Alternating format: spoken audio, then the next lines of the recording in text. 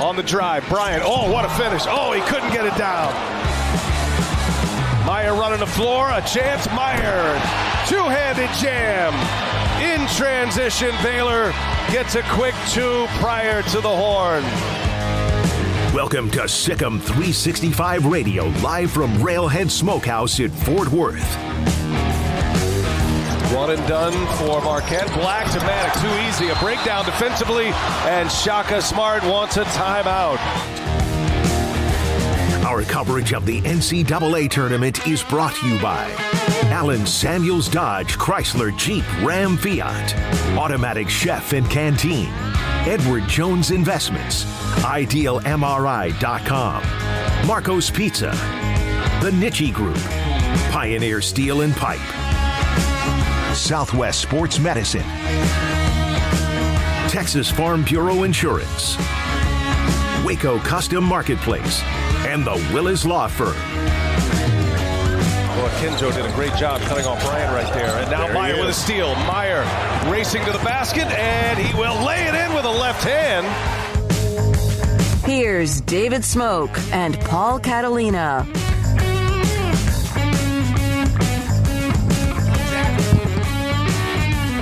Well, good morning. How about the Big 12? What an opening round for the Big 12, 6-0.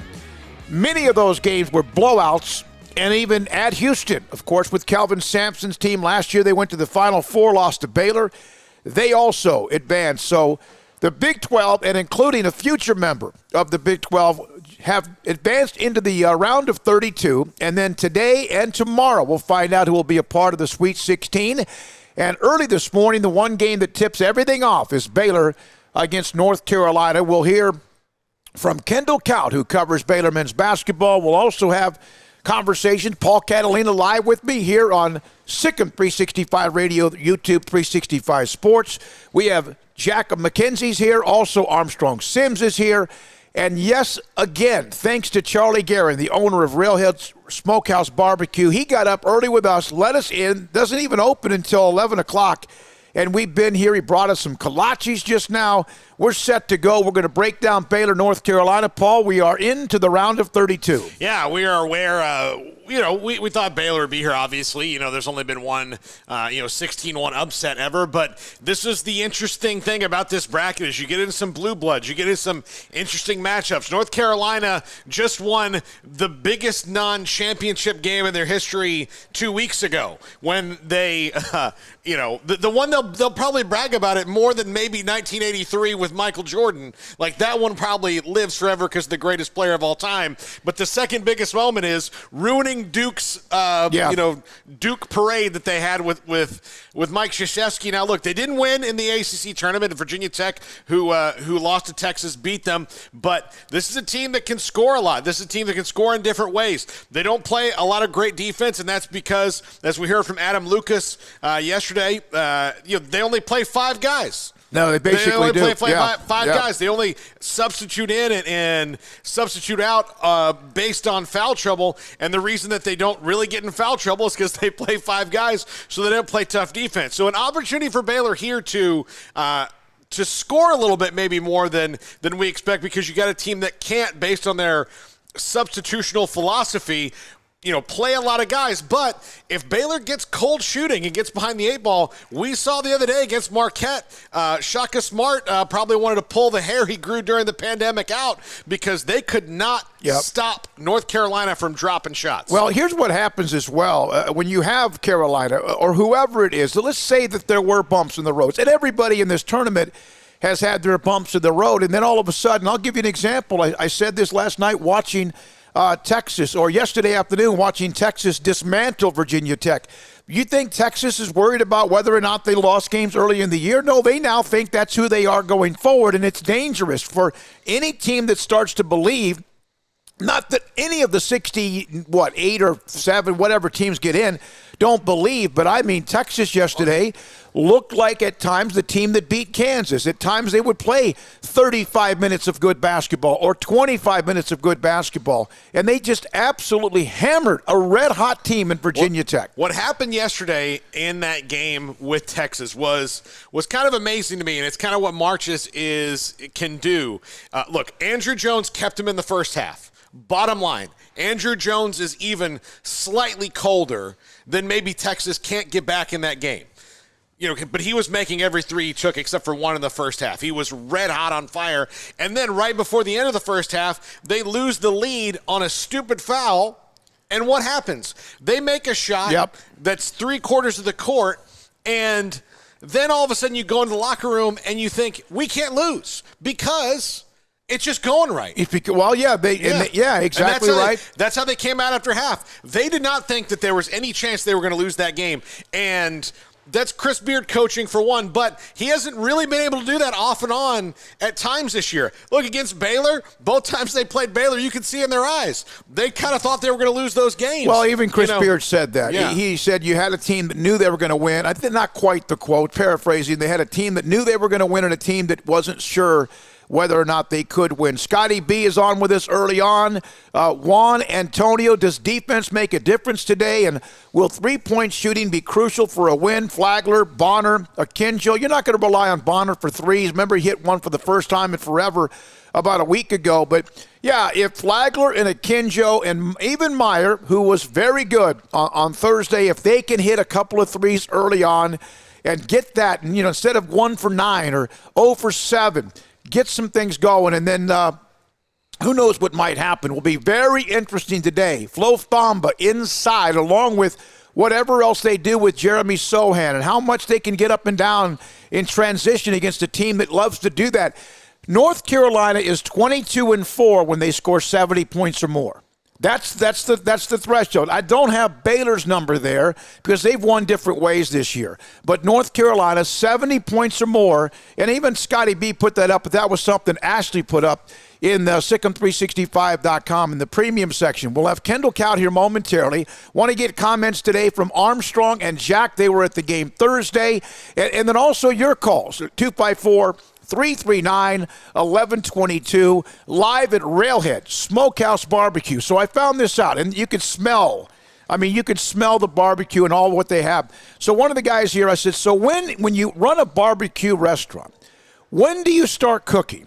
And in some cases, what they start cooking at 6 o'clock in the morning, but the brisket has been on for today since yesterday afternoon in that rotisserie type just chamber that just keeps on getting better and better after every minute. Yeah, cooked. Essentially, you got one that's on there for a few hours, comes off, and then a raw one comes on in the evening, and they start doing it. Yeah, brisket to me.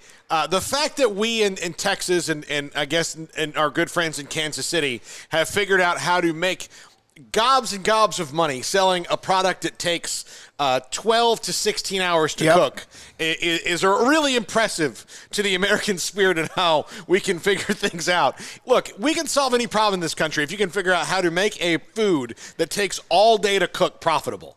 Yeah, no, absolutely. Can you imagine? Worst thing you could ever hear about if you walk into a place, well, we're out of brisket. And again, Charlie Guerin, who brought us kolaches, who opened the doors up earlier, an hour and a half, almost 2 hours earlier than they opened today. And he has been, and I say this, and if you listen to us Thursday, has been a godsend for us because we could have done the show at a hotel. We could have done a show in Waco. We could have been, but he opened up the doors to Rail House Smokehouse Barbecue and has been as hospitable as possible along the way. Also today, from Scotty B again, if Matthew Meyer, I think Scotty B never slept last night. Matthew Meyer scores like he did last game, at least 2 or 3 other guys step up. If Matthew Meyer can give them what he did Thursday, you may not even need 2 or 3 other guys. They just have to go about doing their business because that's 20. And again, if he gets 22 today, then they're in great shape. He might need to get 22 for them to win this game today. Oh, look, I made the comparison, and I'll call Kendall here in a second, but I made the comparison the other day to the reason I picked Kansas to win this whole thing is if Remy Martin is going to give you 10 to 12 to maybe even more points off the bench that they haven't had with a team that's been really, really good all year, if you get that out of him, then Kansas is going to be really tough to beat. I think the same logic applies for Matthew Meyer, who has been excellent on defense and rebounding for the Bears down the stretch, especially since Jonathan Shamuchachoa went out. But he's only been scoring about 9-10 points a game. 9.4, I believe, is his average. If he goes 13 points above his average and everybody else just stays at what they are, Baylor's going to be really tough for anybody to beat because you're getting 13 points a game that no one accounted for. Well, the 13 points might make up for those who aren't playing. L.J. Cryer, who averages 13 points a game. But again, to ask that and then also get it is a little bit far-fetched, but who knows? Here are the games for today as far as the tournament. Winners today, winners tomorrow, move on to the Sweet 16. And as I mentioned, the Big 12 was 6-0, and every single one of them looked good doing it. Every single one of them. Some took on teams that were hot and won. Some took on teams that were, higher, better seeds and won. And some did what they were supposed to do. North Carolina, Baylor opened up today at 11:10 at Dickies Arena. Right after that, you're going to have Creighton, the Blue Jays from where I was born in Omaha, Nebraska, and they will take on KU. That game will tip at 1:40. Then Michigan, Tennessee, Richmond and Providence, St. Mary's, UCLA. That's also a part of that East region. And then St. Peter's, the Cinderella so far, the first few days of the tournament, Murray State. You have St. Peter's and the Peacocks against the Racers, New Mexico State, Arkansas tonight, and then after that, the game to close it all out, Memphis, Penny Hardaway, and Gonzaga. We're now joined by Kendall Kaut, Sikkim365.com, Sikkim365 radio basketball analyst. So, Kendall, thanks for your time. Baylor did what they had to do Thursday. Carolina just absolutely annihilated Marquette. Give us a few of your thoughts about the matchups themselves and your thoughts about today's game between Carolina and Baylor. Always good to join y'all, Smokey. I think Baylor's a pretty decent favorite in this game. I think Vegas had it about 6.5. I'm closer to John Gallagher, great guest y'all had on for the second time when he said Baylor should win this game by about 12 points. The reason I say that is that Baylor is more talented at most positions. Carolina has great players like Armando Bacot. Leaky Black's a great defender. But when you look 1-7, and Carolina, like Baylor, probably only going to play about 7 guys in this game if it's close. Baylor, I think, is just better top to bottom. And I think in year one of Hubert Davis trying to make some big changes from the Roy Williams era, he doesn't quite have all of his guys in there yet. Obviously, Drew and company have their dudes.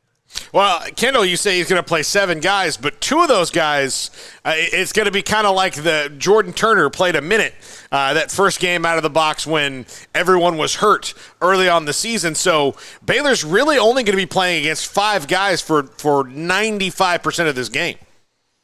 Yeah, Paul, you're correct there. And R.J. Davis, Caleb Love, Leaky Black, Brady Manick. I mean, that starting 5 is a great starting 5. They're talented. North Carolina's not going to play that aggressive defensive style of that Baylor plays. I mean, I think they're 348th in the country in turnover percentage and like 350th in random non-steal turnover percentage. So if you're thinking, hey, they're only playing 5 guys in kind of a surface level, I know you're not thinking that, Paul, but just somebody listening to this right now might be thinking that if they don't have a lot of experience watching middling ACC teams play basketball. That's not going to be the case. Carolina doesn't get up in your face. They don't really pressure the ball as much. They're unlikely to foul out. Or on the flip side, Baylor probably needs this game to get called a little bit differently than Thursday's game was called, which is probably the tightest called Baylor game this season. Hey, obviously Matthew Meyer gave them a bunch, 22, and that's not something you could expect every game. That's a lot in college basketball, even for teams that have leading scorers. But if Matthew can give them anything close to 15 or more in a game, what does that mean for Baylor? I would be absolutely shocked, Smokey, if Matt scores 15-plus and Baylor loses this game. He's kind of the X factor. I mean, if he's that dominant, without Jeremy can kind of, I think, give Armando Bacot some trouble if North Carolina can't get away from that matchup. They won't have a great answer there. Leaky Black was a first-team All-ACC defensive player, but he's going to have to decide if he's going to guard Kendall or if he's going to guard Matt in those situations. So if Matt's that good, to me, Baylor is 1B to Gonzaga's 1A as the best team in the country, and hopefully he can hit that level in the final few games before he ends his Baylor career. Yeah, Kendall, though, I mean, you mentioned the game was really tightly called. Well, in the first half it was. In the second half, the officials got a good case of the go-homes. But in the first half, it was very tightly called. Baylor's been pretty good about navigating foul trouble, though, most of the year, haven't they?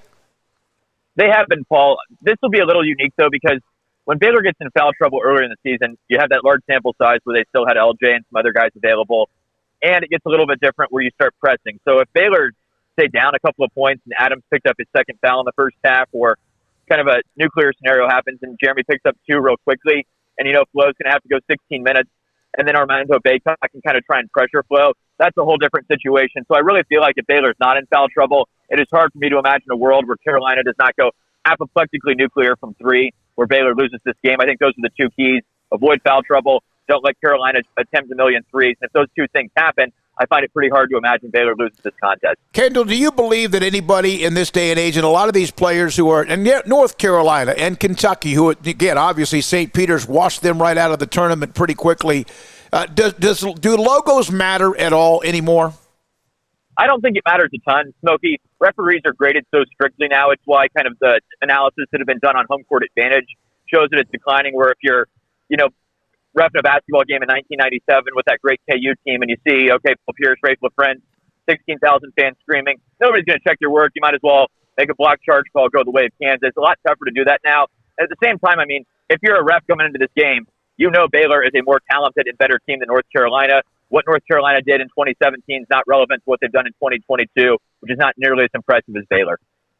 All right, Kendall, so do you think, and even though Carolina's, their bench is even, I guess you could say, less important for them, if, in fact, Baylor plays the game early like they did Thursday, they get to play the game early, have all day Thursday. They get to watch Carolina. They have all day yesterday. We've talked about how maybe they were able to reset even despite the disappointing loss to Oklahoma and Kansas City.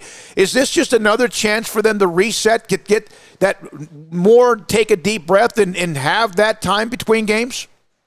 I think it is, Smokey, and especially for Kendall Brown. We found out he had strep throat coming into the game, felt a little lethargic in stretches, got out of the lineup, I believe, on Thursday earlier than that, and that's normally out of line with Baylor's rotation strategy. So I asked Scott Drew about that at the press conference yesterday. He mentioned that Kendall's doing better now, recovering as one does from strep throat 2 days later. So I think that's another added advantage for Baylor compared to where they even were on Thursday. Kendall, thank you, buddy. Appreciate you. I'll see you in Fort Worth. Right around the corner. We're in Fort Worth. Kendall Kaup, SicEm365.com, and also SicEm365 Radio, one of the numerous basketball analysts and writers we have. There is Ashley Hodge, who's one of the partners who does that. Jack has been writing a bunch of the post-game stuff and gathering a lot of the media. Then there's Jason King, and among others. And then Sean Gallagher, who's the head basketball coach at Hartford, who joined us again yesterday. And he was, as Kendall alluded to, I was kind of surprised by that. He came out and said he thinks Baylor may win easily. I don't see that, but I'm not one that usually just say, hey, somebody's going to win easily. Now, I just think that Baylor starts well. When they start well, it seems to carry over. But the only time I can remember this year when they started well and it didn't end well was the first game at home against Texas Tech. Remember, they led that game at one point by double digits, I believe. And then it just slowly, like Texas Tech just started to kind of, basically suffocate them. That Texas Tech game was the first time I'd seen Baylor get lackadaisical in 3 years. Like and they were 15-0. They're coming off. Yeah, you can see number one. Yeah, they're just kind of like, all right, well, here we go. We'll just get back into it. Had a nearly perfect, first, 17 minutes of that half, and you just, you can't. No, but even the most humble people in the world can't stop from when things are going really well going. I'm pretty damn good. This is pretty comfortable, yeah. 254-339-1122. I'm going to fill you in on games from late last night in case you did not see any or you kind of like catching up. Duke beat Cal State Fullerton 78-61. Armstrong texted me late last night saying, hey, Blue Devils won. Also, again, the Iowa State game, Houston beat UAB by 14. UT Chattanooga had Illinois dead to rights many times and could not convert. And Illinois and Brad Underwood advance. That's a 4 seed over a 13 seed, 54-53. Let's see. What are the other late games? That game was heartbreaking. If you're Chattanooga. Although I do feel that there are probably, and I don't know this, but I know this, a lot of Kansas fans that weren't sad to see Chattanooga lose since one of their best players is Silvio De Sousa. But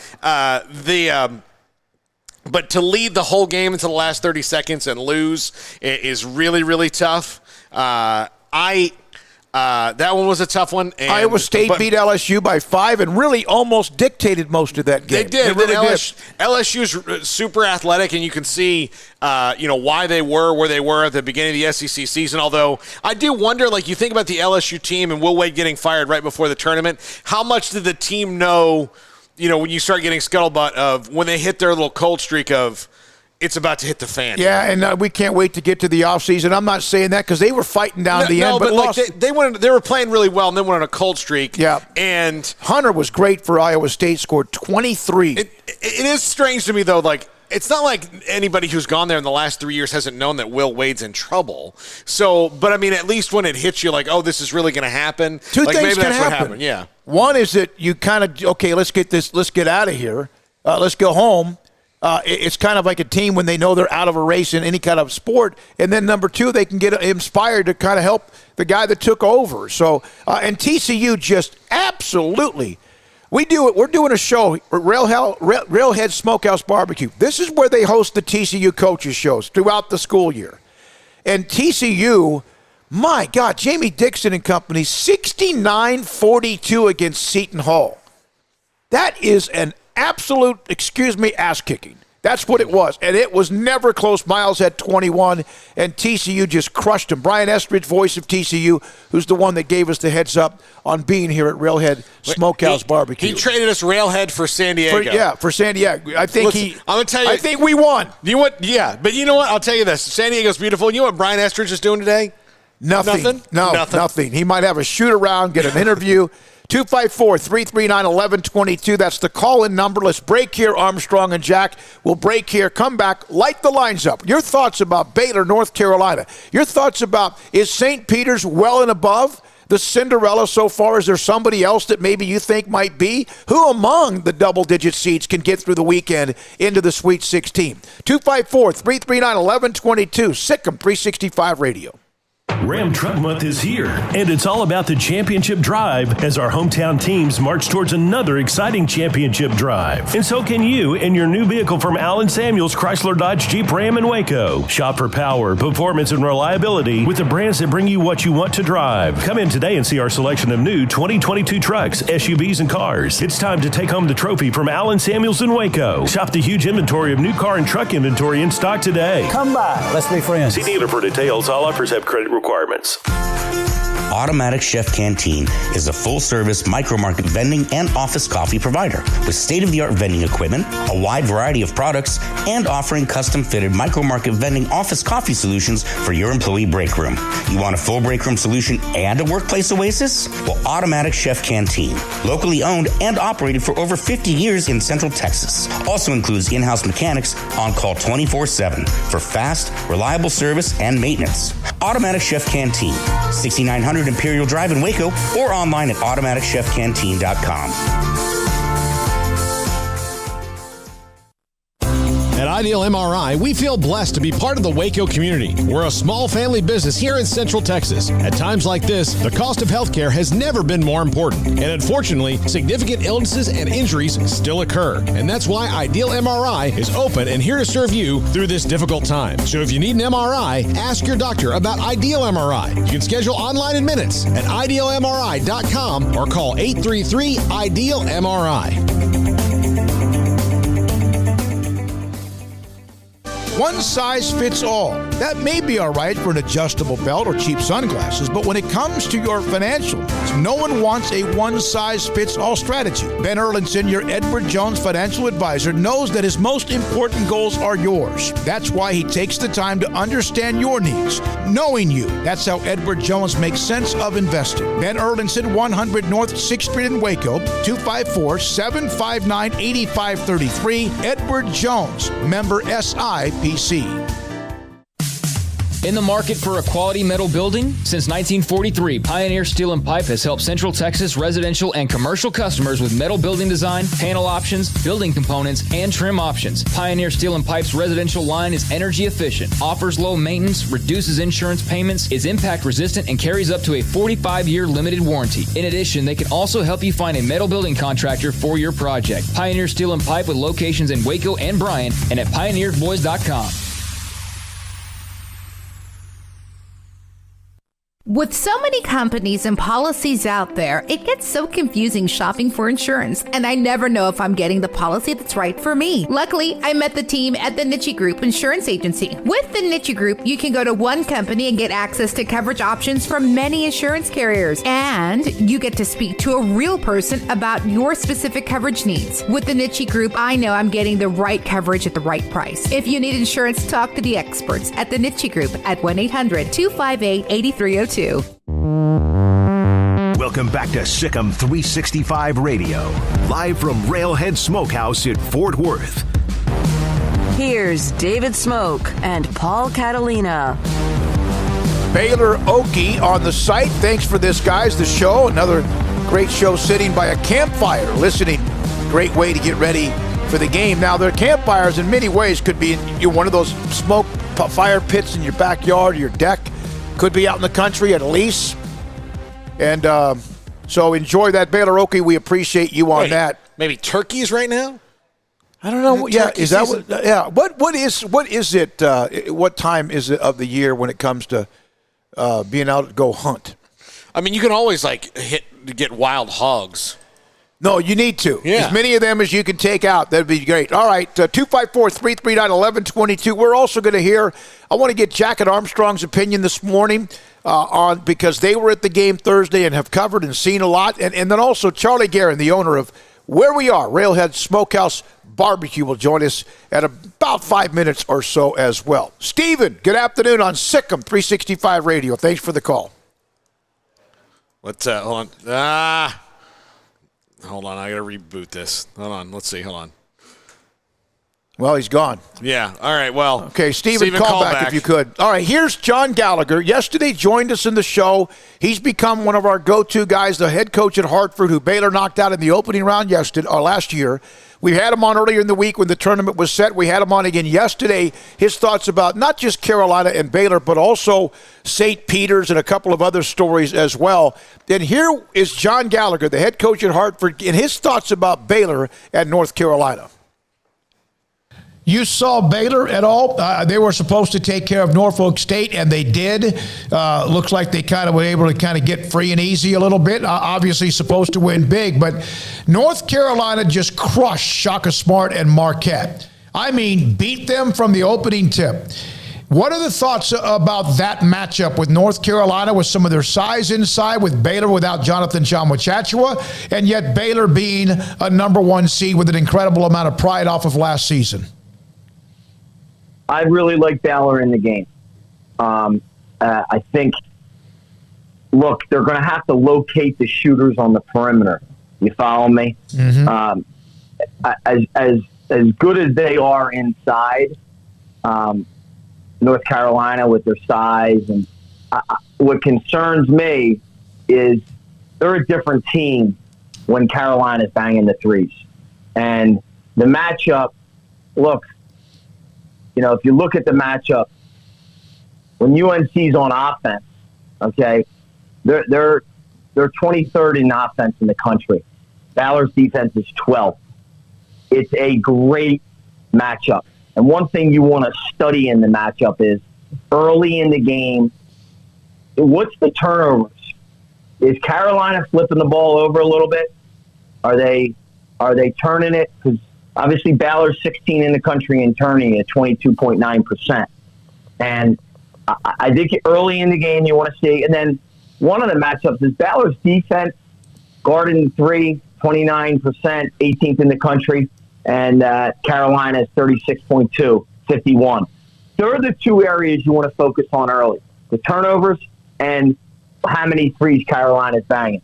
Then on Baylor's offensive end, look, that's where the game has to be changed.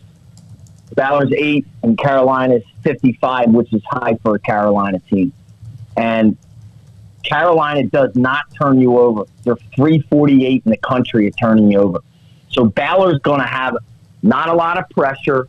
It's one of the areas that Carolina has an issue with. They're not getting live ball turnovers that typical North Carolina teams get. So I think this is a crazy good matchup for Baylor. Crazy. I love Baylor in the game. I don't like them. I love them. That's John Gallagher, the head basketball coach at Hartford, who gave us his opinion on Carolina and Baylor. 11:10 tip-off, just over an hour from right now on, of course, at the Dickies Arena in Fort Worth. Also, a quick note here. Do we have the lines back rebooted or not? I mean, it appears so. All right, so, Steven, I'm sorry about that. If you want to give us a call back, or if any, 254-339-1122. So last night, I believe it was. We don't have it yet? Okay. All right, we'll do that in just a little bit as well. But, by the way, last night, Dave Aranda was honored by the Maxwell Award. Of course, he was named the George Munger Coach of the Year. There are many different Coach of the Year awards, and this one is big time among all of them, anytime you're a part of it. And we'll have a little clip what he said about being embraced by the Baylor University campus and also by the city of Waco as well. We heard that earlier this week from Nikki Collin as well. And, of course, we know what Scott Drew thinks about his relationship with Baylor University, among others as well. So tomorrow, let's look at today's game. All right, so these are the matchups today as far as the seats. 1 against 8, Baylor, North Carolina. Baylor's favored by 5.5.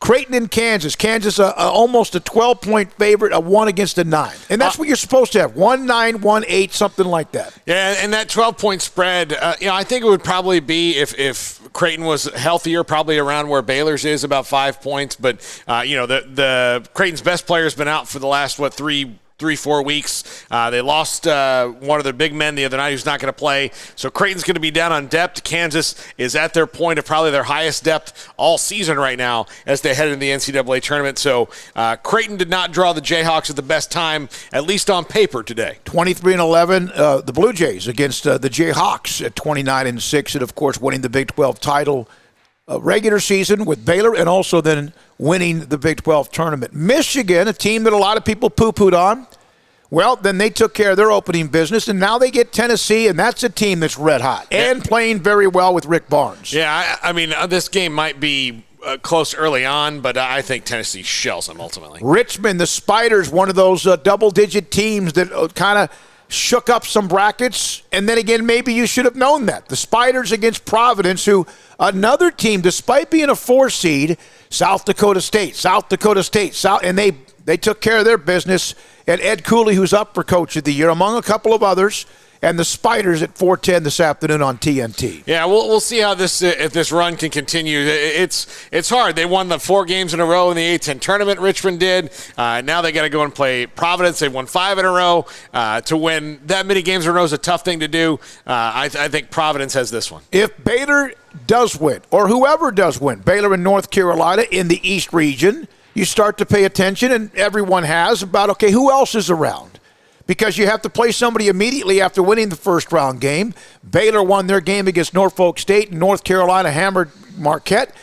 On the bottom part of the East region, St. Mary's and UCLA. And now with Kentucky out, this game here, this could be a fun game to watch. St. Mary's, of course, earlier, about a week or two weeks ago or so, beat Gonzaga, and UCLA survived Akron. But that's what you do in this tournament. You can look really bad and survive, and then all of a sudden win by 20 against somebody based on the matchups. Might be the best game of the day. Might be the best game of the day. I think it's the most, at least, I mean, right, it's a 4-5, so it's the most, chalk even matchup. Among today's matchups. Today's matchups. But this was the one I would have told you this a few days ago, had everything gone chalk anyway across the board. I think UCLA and St. Mary's, the most even matchup. I think UCLA probably has a little bit more, a little tougher, but they didn't score very well the other night. Johnny Juzang's playing injured. We heard that yesterday from Ben Bulch. So, it could be really interesting. St. Mary's beat Gonzaga. Yep, 26-7. Then St. Mary's, then, of course, Gonzaga got them back in the championship. That game's up in Portland, Oregon. UCLA a 3-point favorite. And then 2 teams, it's not that Murray State's a surprise. They were supposed to win their first game, and the Racers did. Now they get St. Peter's, who's had all of this unbelievable amount of excitement after what they did by knocking out Kentucky. Murray State has lost just twice this year, 31-2, and they're a 9-point pick. That's a 6:45 Central start on CBS. And the nightcaps, New Mexico State. That's the same conference with my alma mater, Stephen F. Austin. No matter what, remember the Southland, Abilene Christian, Stephen F. Austin have created some problems before. That's a good New Mexico State team. They play Arkansas, who got through their first round game. Arkansas is a 6.5-point pick. Right. That is in Buffalo. I think Arkansas is probably going to win that game pretty handily. They didn't have their best night the other night against Vermont. I think Vermont, a kind of an underseeded team at 13 just because they are from where they are. But Arkansas is a really good team. I have to address something that Robert Duncan said on the chat room right now. I need to stop him before it one more spreads. game. Memphis in Penny Hardaway against Gonzaga. That closes out tonight on TBS. That game is also in Portland, Oregon. Okay, go ahead. Gonzaga wins this game, loses to Tech next week. I got Tech in the Final Four. That's my pick, but don't agree with me. Okay, Robert Duncan said, can you be a Cinderella when you're a number 1 seed? To which I responded in the chat room, no, why would you want to be? And Robert Duncan says, nobody's giving us the time of day. You're the defending national champion. You don't want to be a Cinderella. You can now maybe throw some of your weight around. And when you say nobody's giving you a time of day, you're a 6-point favorite against North Carolina. Yeah. You've got the time of day. Don't invent the chip on your shoulder. Enjoy being a badass. Roll in being a badass, Baylor. Do it. Don't put the chip on your shoulder. I've seen some of that. And I understand a little bit that, because, and it's not because no one's respecting Baylor. I think it's only because of the fact everyone respects what they have been through and who they've lost. and who they're playing without. And yes, Carolina has basically 5 guys, and other teams have injuries as well. It's not that. I've seen a little bit of that. I don't quite understand it either. And Robert says, look, not used to this champ thing yet. Yeah, get used to it. Get used to it. Get used to it. Enjoy it. Immerse yourself in the waters. One of the reasons, and this is the case in football or men's basketball. One of the things that you want is you want to be a part of the conversation with the dogs, whether it's in football with Alabama or Ohio State or whoever it might be. And then you get to that point, and then but they don't. In basketball, we know who that is. It's Kentucky, it's Kansas, it's North Carolina, it's Duke, and there's maybe 1 or 2 others as well. You won the national championship. Don't say anyone's disrespecting you just because no one has you winning that region. I don't have you winning that region. I wasn't sure. And if they go blow North Carolina's doors off, okay, great. But I didn't have them winning the region. That doesn't mean I'm disrespecting them. I hope I'm wrong. But I've seen that. I have seen that a little bit. I don't quite understand. I think you're right. You're trying to invent or maybe put a chip on your – you know who should have a chip on your shoulder? The teams that were better seeds in the first round who were not supposed to win. Yeah. How about that? How about a chip on your shoulder if you're someone like that? And I think this is now going back a decade or so. This is where Baylor, when they started to get good at things, when they weren't good for so long, they had a football coach who, once they got good, invented chips on the shoulder, and that mentality has carried over a little bit. And I'm not saying like walk around and act like Texas. That's the far end of the extreme. You don't want to be that. But enjoy the moment for what it is. Like, enjoy it, immerse yourself in the waters. When it ends, and then you can restart again. All right, my chat room, I'm connected or whatever, but my chat room's not working. So if there's others on the chat room, again, go fire away at that. But Robert, I don't think disrespect. I saw a thread on SicEm365.com in the premium section earlier this week. No one's respect. I think what everyone's being is realistic. Nobody goes into a bracket, or any analyst goes in with like, well, I'm just going to go ahead and I don't respect Baylor. That's not it. They're trying to be right. They're trying to be right. And like right now on the screen, ESPN College Game Day, most vulnerable number 1 seed. There's only 4 of them, so there's a 25% chance you're one of them. Is it Auburn? Is it Gonzaga? Is it Baylor? Is it Kansas? Who knows? I'm sorry, Arizona. Is it Gonzaga? Is it Baylor? Is it Kansas? That's not disrespect. There's only 1 of 4 options right there. And of course, they're discussing Baylor right now, who did handle their business. And, hey, if Baylor takes care of business against Carolina, then the call. If Baylor takes care of business against North Carolina, if they win by 5, 8, 12, or whatever, they'll take the 1-point win. It will change. The narrative will change. And then you're still going to go, yeah, but then you got UCLA, or you've got St. Mary's who beat Gonzaga, or, hey, all of a sudden, whoever else is red hot. Is it Purdue, or is it Texas, who now is trying to get around deep, which last year they didn't do? And the reason why Chris Beard is there is because they didn't beat Abilene Christian, and Shaka Smart went to Marquette, and they got their doors blown off yesterday. All right, let's go to 2 days ago. Kinston, North Carolina. And Mr. Spear, you are on the air. Hello. I tell you what, I am so fired up about this game today. I'm right here in the middle of Carolina country, grew up here, married a girl from Texas, got 3 kids. 2 graduated from Baylor, 1 in the MBA program there now, and a freshman girl there. And I can tell you, I've never won. I don't know if I want to win this game more this year than I did the national championship last year. I just can't explain living. It's like maybe living in downtown Austin and being a Baylor fan and having to deal with all those Texas people. Are you the one that I don't know if it was on the thread, it was on text, the chat, that wants to win this game so badly so you can wear a Baylor hoodie to church? Oh, yeah. Well, I'm not that one, but I'll be the second one that says that. I can promise you that. Carolina just thinks they own the state, but they've had a tough year. It just seems to me, as if you look, yesterday and how the ACC did, like Virginia Tech and some of those teams. Virginia Tech had just beaten Carolina. And I know Carolina played good yesterday, but I just think our boys are going to be able to. I think Scott having a day to figure out how to coach them up and and get it ready is going to make a big difference. I think that Carolina's new coach is a great guy, but I think he's just kind of learning his chops, and I think the difference today will be coaching. Well, you have one that is on fire after winning the national title, who's finally, talk about respect after so many years of people always discussing he can recruit, and then, he can't coach, and now all those things are gone. He eliminated every one of them.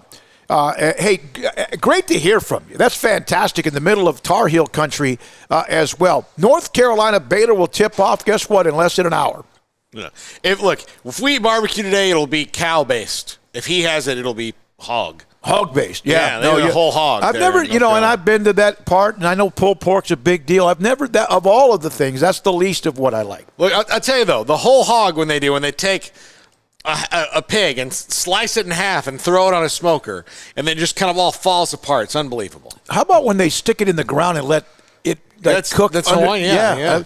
Armstrong, do we have that Dave Aranda clip? Is that available? All right, I want to take it. We're going to take a break, and then Jack and Armstrong are going to come on. You got to get Charlie. Yeah. We'll get Charlie. I'm going to go with Charlie in the break. Here's Dave Aranda last night accepting the George Munger Coach of the Year award and his thoughts about Baylor football. Coach, earlier today in the press conference, you were talking about your team and their GPA and everything that they did to get those wins this year. How proud are you to represent Baylor here tonight and receive this Coach of the Year award? Oh, very proud. I mean, to receive this award, I thank the Maxwell Football Club. I thank, my family, my wife Dion, and my 3 kids, Jalen, Jordan, and Ronan. But I thank the football team. 2019 for them, they won a lot of games, and they won it a certain way. And from a coach that I really, really respect, and really kind of laid the groundwork for this and for what I've been able to do. But for the team to have buy-in from just someone that's soft-spoken and probably not what they expect, and not maybe as confident as they'd like, and just all of it, man, I just way recognize it. I'm way appreciative of it, and I'm blessed that the season turned out the way it is, and that we're doing this right now. Well, Maxwell is very happy to have you here. Congrats again. Thank you.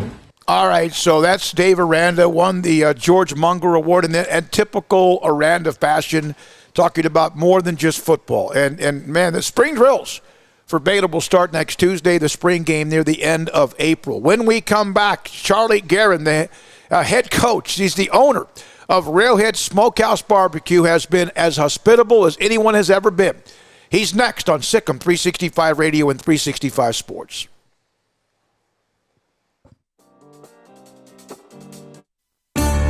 You know what would make this moment better? Pizza. Dough made from scratch and an Italian family sauce recipe pizza. 3 fresh signature cheeses making a melty blanket of perfect pizza. Bob Mock has owned Marco's Pizza franchises since 2013 and has been delivering pizza since 2001 and is the proud owner of 4 locations in the Waco area, in Belmead, China Spring, Woodway, and soon to be open in Robinson. Order at marcos.com to make any moment better. Marco's. Pizza lovers get it.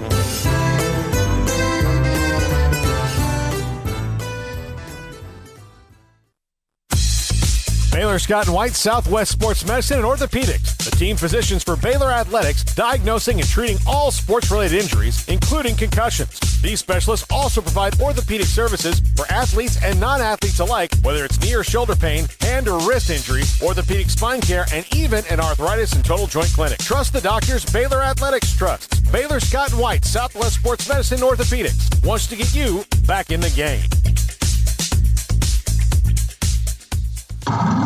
It's plain and simple. Waco Custom Marketplace is the one-stop shop for what you need for tailgating, from charcoal, cold beer, and wine. And, of course, customize your order with brisket, tri-tip, sausage, wings, smoked pork tenderloin, country-style or pork spare ribs, marinated beef and chicken fajita meat, ground beef and chili, meat, hot dogs, and burgers, buns, seasoning, sauces, chips. There's fresh baked bread and kolaches every day, breakfast sausage links. And you can also customize your favorite favorite cut of steaks from Select, Choice, or Prime, bacon wrap fillets, ribeyes, New York strips, sirloin, T-bone, and porterhouse. Full-service butcher shop includes pork, poultry, beef, chicken, and seafood, serving Waco restaurants and families since 1940. Your one-stop shop for beef, pork, poultry, and seafood needs, Waco Custom Marketplace, 425 Lake Air Drive, or WacoCustomMarketplace.com.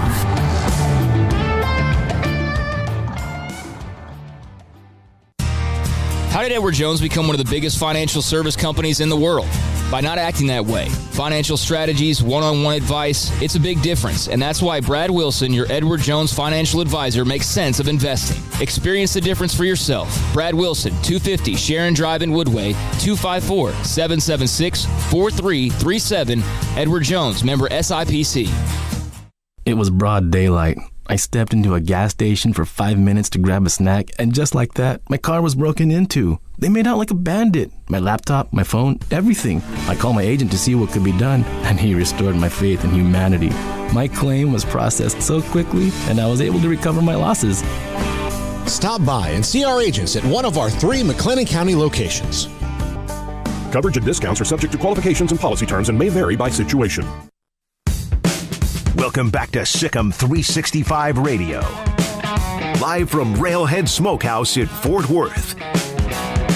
Here's David Smoak and Paul Catalina. Of course, don't forget Monday, back on the air live to summarize whatever happens today, tomorrow, and many other things as well, as it's on to the Sweet 16 after this for 16 teams, obviously. We'll be on the air inside our studio at 3 o'clock. We're now joined by a man who's been incredible, Charlie Guerin. He's the owner of Railhead Smokehouse Barbecue. Contacted him last week when the tournament was announced, wanted to do a show or two in Fort Worth. Paul Catalina with me as well, and Charlie Guerin, the owner, joins us. Man, first of all, you have been as hospitable as anyone I've ever worked with, by the way. Well, thank you very much. It's a pleasure to have the Bears in Fort Worth at Dickey's Arena, and Dickey's is a great thing for Fort Worth and for my restaurant. Just that it's beautiful. I mean, it is absolutely. They didn't appear to cut corners. I mean, sometimes you get these event centers and you're kind of like, well, what did we pay for here? Man, that thing is fantastic. Well, Ed Bass planned it and built it, and he did an incredible job with it, and they did not cut any corners. And if you ever get the opportunity to come up here for a concert, it has the acoustics in there are as good as they are at Carnegie Hall. Yeah, it's cozy, but I could feel that. I could tell where it's not one of those where you have that hollow areas in certain parts of the arena as well. How about TCU last night? TCU played awfully well last night. Beat the hell out of Seton Hall. They took it to them. They've got a big one tomorrow night, though. So your thoughts about what you do? We talked to a couple of guys earlier in this business of barbecue and what all the things you have. You start the brisket the mid-afternoon or so before, and you let that slow smoke all night long? It cooks all night, and my guys come in early in the morning, take that off, and they put, like today we have half chickens, so they put the half chickens and the ribs on, and so then a little bit later the sausage and bologna and salami. But it's something's cooking back there nearly 24 hours a day. Well, it's got that smoke flavor. It's got the you can feel it, smell it. Man, this place is. How did you get into the business? There was a drive-through beer barn down the street a ways, and when it was empty, sitting empty, a little bank had it, and my partner, who's now dead, he said, "Let's try this," and we did, and we lost a lot of money for a couple of years, and but then things got going good, and we got robbed a couple of times, and we found this location. This was a nursery, and bought this and built this building 26 years ago. We've been doing it for 35 years.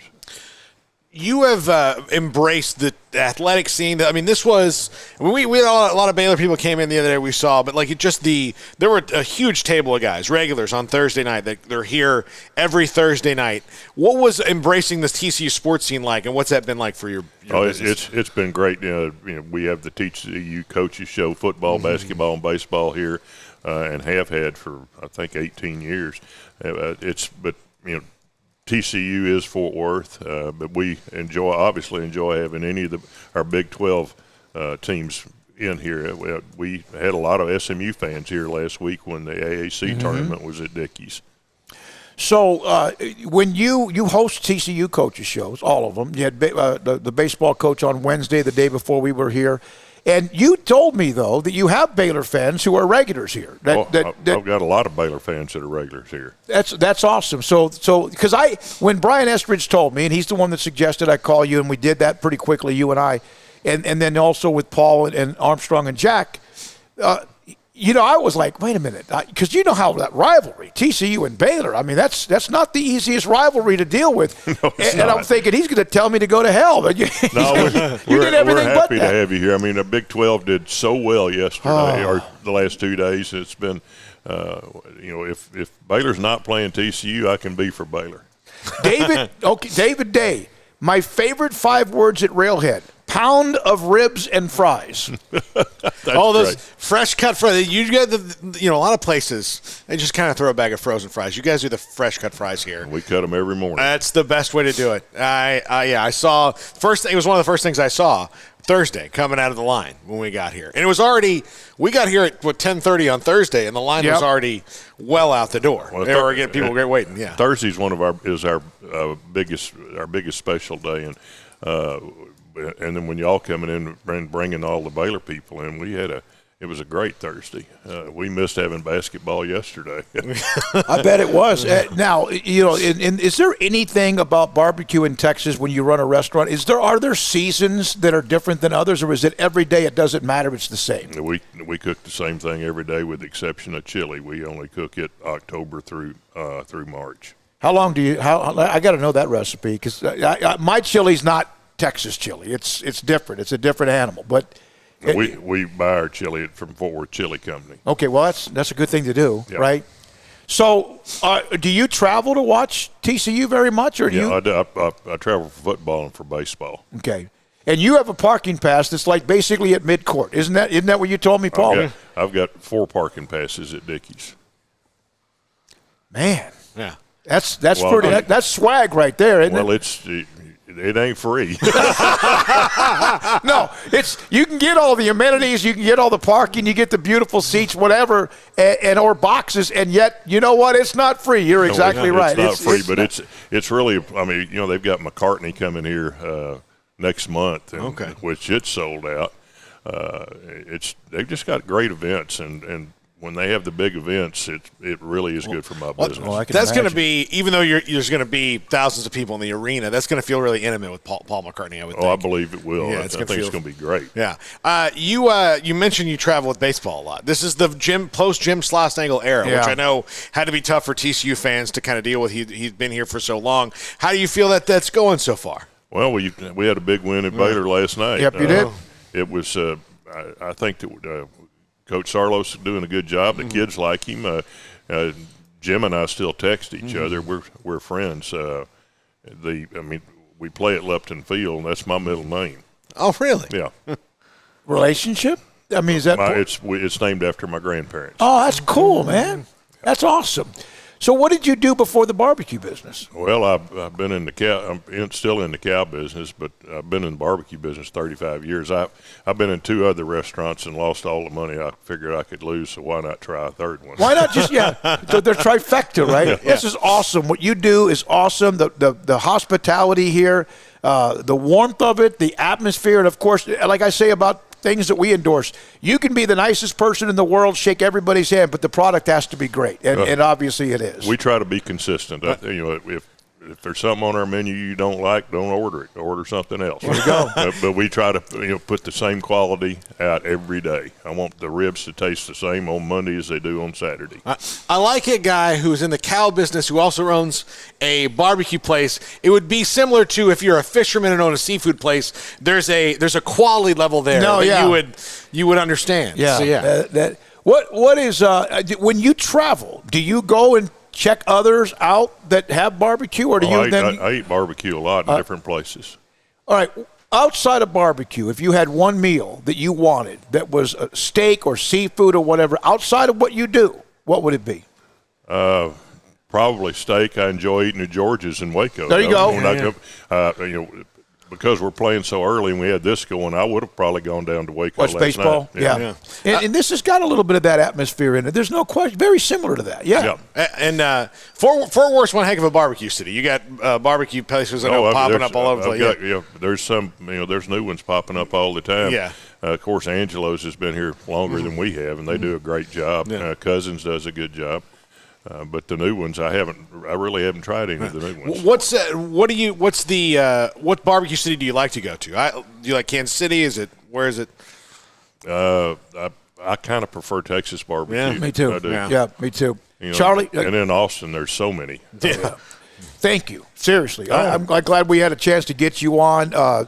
Want to do more in the future if we possibly can. And good luck to TCU moving forward. But all the Big 12, 6-0, and Houston won as well. Well, I'm pulling for any Big 12 team that's playing. Today it's Sick'em Bears. Yep. Thank you, man. Appreciate it so much. I appreciate y'all. And we're going to have our post game. In fact, Ashley, will you come over here real quick and take the headset real quick? Again, Charlie Guerra, the owner of Railhead Smokehouse Barbecue, where we did the show throughout the afternoon after the Baylor win on Thursday, and also we're about to wrap up the pregame show. Baylor starts in about 40 minutes or so, and Ashley's going to do post game from here as well. You kind of did a little scouting trip here to just kind of know where you're supposed to be? Yeah, well, I was here, my days were Thursday. Thursday, That's right, you came by. I saw that. Yeah, I got some great barbecue, had a beer. It was awesome. Got a bunch of people here, so fantastic hangout. Break down what has to happen besides Baylor shooting, making shots. What do they have to do? Baylor's got to make North Carolina uncomfortable. I saw a very comfortable team on Thursday. My days are mixed up. But, Baylor's got to play that pressure perimeter defense, make North Carolina very uncomfortable. And I think if they can turn them over, get some transition points, then they'll be in good shape. I was thinking about, I'm trying to compare this to some other games they played in the past. A couple years ago in Salt Lake City, they were playing a Syracuse team that was kind of coming in hot a little bit. Right. And they played a defense that Syracuse just had not seen all year. And I think that if they can kind of repeat that performance, then we might see kind of a repeat of that game, which will wind up being a blowout. I mean, they blew the doors off Syracuse, but this Carolina team has more scores, but I think we could kind of see that again. Well, it's an interesting matchup because Carolina doesn't have depth either. They play five guys. I mean, they play their starters more than Baylor plays their starters. So, Baylor may actually have an advantage with Sohan coming off the bench. Now, I heard Titus and Tate was saying that Armando Bacot was going to destroy Jeremy Sohan today, so we'll watch for that to see if that's true. He's a great player, but I tell you, Flo Thama's a grown man, and Jeremy's been impressive when he's had to go against big guys. All they need to do, if you're North Carolina, you want Flo Thama to feel happy and well-adjusted and safe. Like, you want him to be happy and look at Flowers. If he's even this angry, it's a different guy altogether. No question. I mean, we saw that in the championship game last year, right? Yeah. Drew Timme took that personal, and he destroyed him. And so I think he's capable of doing that. And he's playing incredible down the stretch. He's been the key. What? And you may know this. How did they get him to stop dribbling so much? Because it's changed. Changed his whole thing. No, he's gotten. I saw Jake Lindsey in Indianapolis last year, and he said Jonathan and Flo are going to be so much better when they get a full season of reps. He's like, for big guys, you cannot substitute those repetitions in practice, repetitions in games. And you see how good Flo has become on that pick and roll. I mean, James trusts him. He's catching difficult passes. He made a couple really difficult catches and conversions. Now, of course, you're going against 6'8" versus 6'11", 7 feet like you will against Carolina. But I do think that Flo's been just playing terrific, and he's faced some really good big men in the Big 12. So I think he's ready for this task today. Who do you have? Anybody? You have those guests that come to our studio in the post game. Have you talked to anybody? I haven't lined that up yet, so it may just be Armstrong and I, but we'll see. I'll probably see somebody at the game and drag them over. All right, man. We'll see you a little bit. Thank you. Ashley Hodge, partner, owner of Sikkim365.com and Sikkim365 Radio. Armstrong, do you have a mic? You have one? Get one on. Jack left. Did he already go to the game? He went already to the arena. All right, Armstrong Sim, you know that there's a conflict here, right? He's a huge. He's got the Baylor shirt on. He knows where his father and brother walked in. Oh, my Lord. Are you? Is it awkward right now with you? We talked about this yesterday. No, it's not awkward. They know Baylor's going to win. Oh, whoa.